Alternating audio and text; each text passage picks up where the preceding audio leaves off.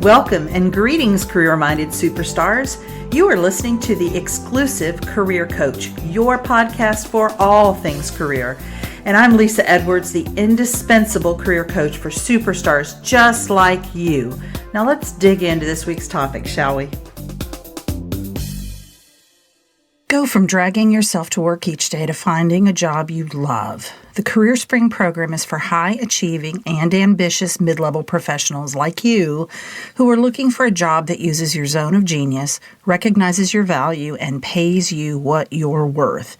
If you're ready to learn more, schedule a complimentary consult using the link to my calendar in the show notes. Be sure to follow me on Exclusive Career Coaching on Facebook, Lisa Edwards on LinkedIn, and Lisa.Edwards on Instagram. Greetings, guys. Hey, reminder, the Land Your Dream Job Accelerator 4-week small group coaching program starts on October 5th. I have a September session going on right now, so you can sign up for the October 5th. I've put in the show notes, I've put the link, and you can learn more about Land Your Dream Job Accelerator. But essentially, this is a small group program with me to work on creating a targeted, proactive job search strategy, learn how to network where you're giving as much value as you're getting, an equal exchange of energy, as I like to say, and overcoming mental blocks that may hold you back in your job search. You'll also get one-on-one time with me to do laser coaching throughout the process. So I hope you will take a look at that and consider signing up, because we're gonna do it starting in October. All right, I want to talk today about identifying potential red flags when looking for a job. And the first thing I want to talk about is internal red flags. So this has nothing to do with the company that you're applying to and everything to do with you. So each time you make a job move, it's so important to evaluate your current or most recent situation. Think of this as a trip you're taking. I like this analogy. So I want you to think about, you have a suitcase, you're going to go on a trip. What are the things you want to put in the suitcase and take with you? Meaning, what are the qualities, characteristics, skills that you want to continue to use, maybe use more of in your next position? And what are the things you want to leave in the old location? So you no longer want to do that skill. You no longer want a company that has that value or operates in a certain way. We've talked about these skills before in terms of the skills that you're both good at and enjoy using are called motivated skills, meaning the more you use those skills in your job, the more motivated you're going to feel. Conversely, the skills you want to stop using or minimize are the things that you're good at, but no longer interested in doing. And those are called burnout skills. So when you don't do this work, you risk what I call kind of jumping out of the frying pan into the fire. At best, you're not progressing in your career towards your ideal job. So one of the analogies that I developed back when I was working in higher education career services, working with college students, was a dartboard analogy. So it's this notion of, if you think about a dartboard, all I want a college student who's 22 and has no experience or limited, maybe they've done some internships, that kind of thing, very little real world experience. I want them to get on their dartboard, meaning somewhere in the universe of jobs that are a good fit for them, with the understanding that, the center of the bullseye on that dartboard are a cluster of jobs, not a single job, but a cluster of jobs that are ideal jobs for them. They're not going to get there at 22 with no experience, because they don't know what the center of their bullseye is. I promise if they think they know, they're probably wrong. It's going to change. And secondly, they don't have the experience, maybe further education or credentials to get there, even if they did know what it was. So that goal at 22 is, let's get on the dartboard. Let's not sail that dart over, onto the wall or into the next room. Let's be on the board. And then when we do this evaluation, typically we stay in our first job out of college about 2 to 3 years. We do this assessment. Then we get a little closer. Maybe we move up a ring on the dartboard and so on until maybe 10, 15 years into our career, we have the experience and the skill set and the self-knowledge to be in the center of our bullseye. All right. So that's the internal red flag is making sure that you're assessing what you want to take with you, what you want to maybe do more of, what you want to leave behind. And also, I think assessing your motivation for this. It's so helpful if you are focused on what you are moving towards as opposed to what you are trying to get away from or escape. That energy will translate in the interview process. And I promise they'll smell it. Even if they don't know what they're smelling, it won't smell good. So now let's talk about possible red flags that an employer could be waving right in front of your face. And I promise if you've been out in the job world for any length of time, you could probably relate to one or more of these and think about a time, maybe, hopefully not, but probably a time when you ignored one of these red flags at your own peril. So number one is unprofessional communication. I'm hearing a lot about that with my job seekers right now. So if the employer or the company representative communicates with you in any way that is unprofessional, it's overall maybe too informal, just like super, super cash, during the application process, it's probably indicating either a lack of respect for you, a poor company culture, or like, frankly, and I used to see this when we would do our career fairs because, I worked in 2 university career centers. So I have hosted / coordinated, goodness gracious, I couldn't tell you, dozens of job fairs over the years. And I remember thinking distinctly with some companies, that's who they send out here of the whole world of possibilities. That person who cannot seem to smile, who isn't engaging with people, who's maybe on their phone or standing behind their display or not even at their booth at all. That's their option, right? So while that in of itself doesn't necessarily mean the company is terrible or should have a red flag, it does bear kind of looking into a little bit more. As with most flags of these red flags, again, that isn't necessarily a reason to run in the other direction, but rather kind of do your homework and find out, is this representative of what I can expect with this company? This is the person they've hired specifically to deal with applicants and to get great candidates in the door. What is this telling me about the organization? So unprofessional communication is a big one. The next one is a vague job description. If there's very little information in the job description about the actual job duties or the requirements, or the job description focuses a little bit too much on how great it is to work there, but not a lot on what you would actually be doing, this could indicate a lack of organization or a lack of transparency about the role. It can also mean that they're trying to cover up something by getting you to want to work there because they have a great, ping pong table in the break room kind of thing.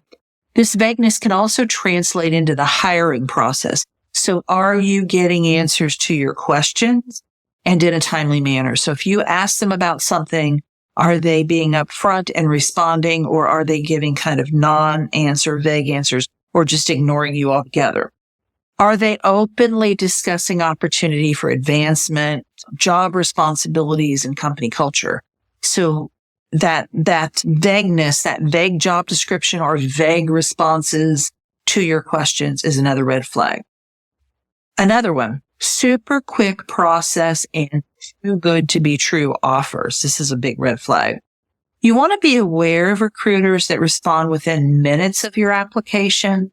It could be a good sign, but I want you to think, why are they so desperate to fill these positions that they're kind of waiting around for me to apply? It can also often correlate with a rapid, barely there hiring process. Like, do you have a pulse? Okay, great. You get the job, and or pressure to accept the job offer immediately. There may be also extremely high salary or benefits that seem too good to be true, which probably means they are. And that can also smack of a scam. So while this isn't necessarily a scam, it may just mean this is a job that they can't fill or they can't keep it filled. There's problems with the company and people don't want to work there, but it can also be an indication of a scam. I'm going to talk a little bit more about that in a moment. So that's a super quick process, unrealistically quick and too good to be true offers. The next one is negative online reviews. Glassdoor, Indeed, and there are plenty of other sites that offer online review and ratings for the company. They offer a variety of categories like culture, management, work environment, pay, opportunities for promotion within.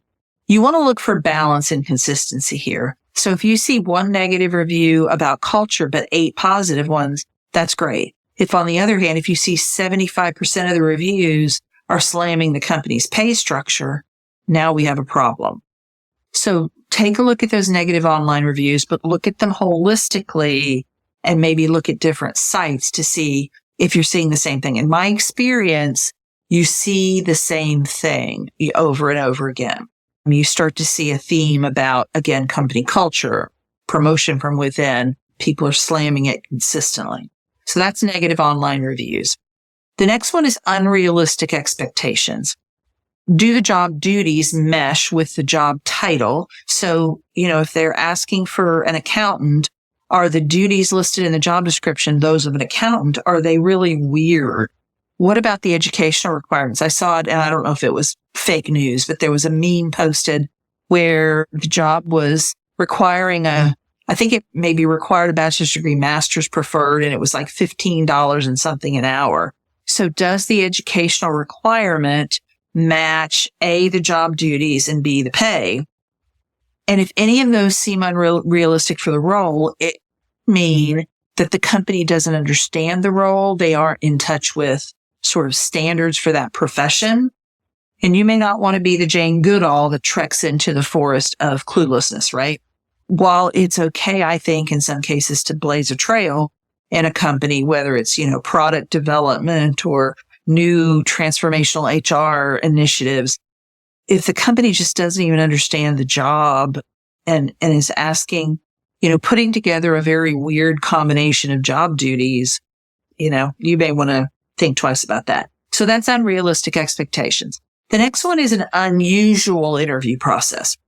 I'm hearing from a lot of clients, especially since COVID started, that there was excessively long, complex, and frankly intrusive interview processes going on out there. It was fascinating to me that companies just what it seemed like to me was, we can't touch you in the interview process. And I'm using air quotes around the word touch because please, people are not supposed to touch you ever. But let's just say because they're not meeting you in person, they feel the need to have you interview with 12 different people on 12 different occasions.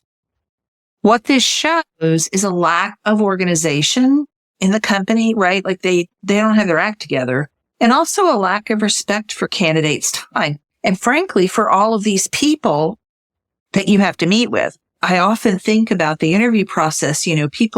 Candidates tend to think about the interview process in terms of the cost to get them to a site to interview and, put them up and feed them some meals. I think about the interview cost also in terms of all those people who are presumably making pretty good money, who are taking time out of their busy day to meet with you. And if they're scheduling, I had one client who had 12 interviews before they hired the internal candidate. Had a lot of questions about that.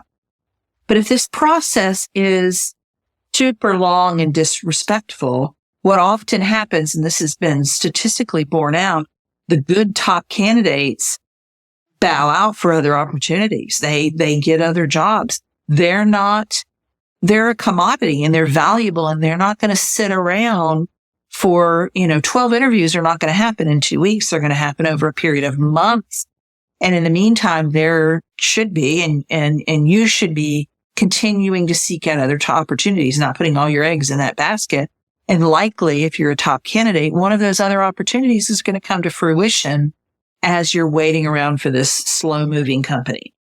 The other thing I want you to think about is with this very disorganized company that has 12 interviews or whatever the case may be, if you remain in the candidate pool and get hired, there's a chance you might be working with a bunch of underachievers who didn't have other job prospects. If that's their process, then think about what their results might be.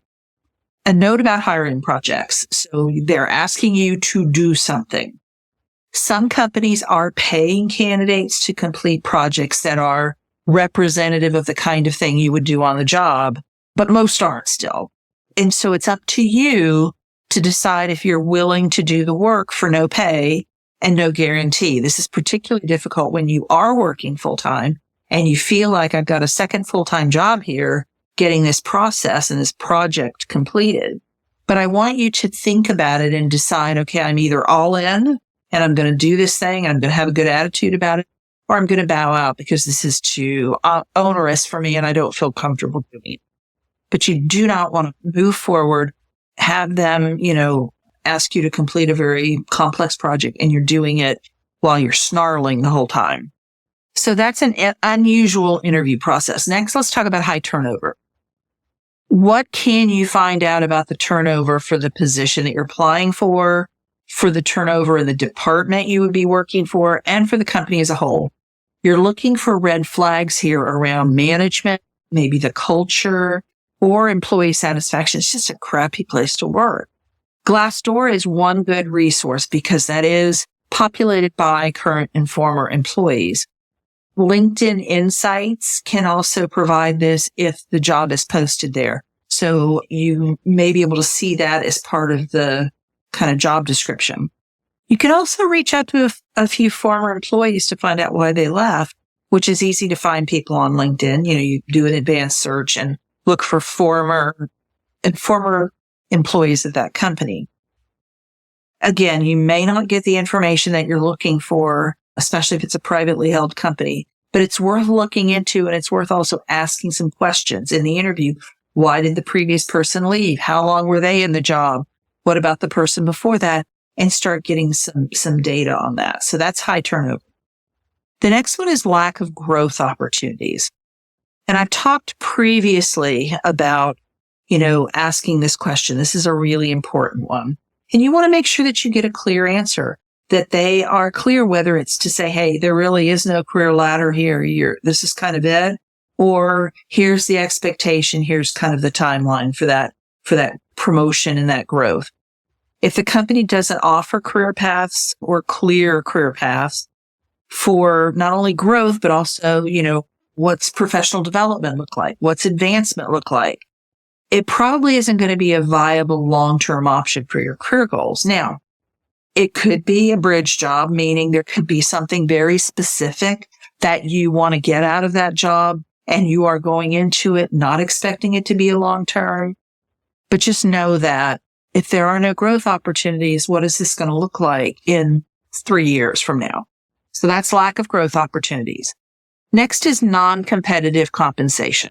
Simply put, outstanding employees do not accept below market compensation offers. There is no reason, if you are outstanding and you know your value and you are able to articulate that value in the job search process, you should not take an under market compensation. Not only are you going to be underpaid, and likely that goes with being undervalued, but you'll be working with a bunch of underpaid, undervalued people, presumably. Not a good recipe for positive work culture. And I also want you to think in terms of this, and this is something that a lot of people don't think about. If you take a job that's even 5% below market value and your raises every year are a percentage of your current salary, you are furthering the gap between, so that 5% differential then becomes 6%, 7%, and eventually 10% or more difference because you started out with a base lower. And so percentage increases are also going to be lower than they would have if you had, negotiated or accepted a job elsewhere at or above market value. So non-competitive compensation is a big one. And then payment requests. And this is a real scam one. So you want to be cautious of any job opportunity that requires you to pay anything up front, whether it's training, materials, any other expenses. These should be covered by legitimate employers, and they will be.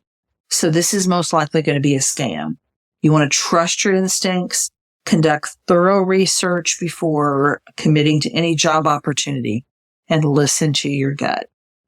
Now let's talk about DIY versus DFY. So DIY. If you're conducting a job search on your own, make sure your mindset is in the right place. I talked about this earlier. Make sure you're moving towards something and not just away from something. I want you to be excited about it and not just be running away from an untenable situation. There is work that you can do at your current employer to clean up your mindset that is completely available to you regardless of what is going on with your boss, with your coworkers, with the company. You can have the right attitude despite all of that and then carry that positivity and excitement into a job search. So don't tell yourself that, hey, I have to hate this job to go look elsewhere. Tell yourself, hey, I'm going to really work on making the most of this job, getting the most out of it, enjoying it as much as I can, and I'm still going to look elsewhere. Energy with those two is completely different. So if you have that positive energy, you're going to be confident. You're going to be selective about the jobs that you apply for, the people that you speak with, and how you present yourself. You're just going to show up differently. If you have that energy of running away from something, you're much more likely to ignore the red flags that I've just talked about, and you might jump at the first slightly reasonable opportunity that comes along, and you'll find yourself out of the frying pan and into the fire. For help with your mindset, I've put a link in the show notes to a freebie on my website called 6 Things Derailing Your Job Search. If you don't have access to the show notes, you can go to my website at exclusivecareercoaching.com and click on the free resources link. There's 7 free resources up there right now. So done for you. If you find yourself ignoring red flag after red flag and you see a pattern for yourself, I highly recommend that you want to work with a career coach like me. There's likely something going on there underlying that is kind of affecting your confidence. It's affecting your belief in yourself. Maybe there's something else that's holding you back from doing the necessary work so that you land a job that you love with the company that you really believe in. So if you'd like to schedule a complimentary consult with me to discuss working with me, I put that link in the show notes as well. I hope this has been helpful. So take care and I'll see you next week. You've been listening to The Exclusive Career Coach with Lisa Edwards, CEO of Exclusive Career Coaching. It would be great if you would rate, review, and subscribe to this podcast. Also, I want to be your career coach, so be sure to ask questions about your career management challenges and job search situation. Until next time.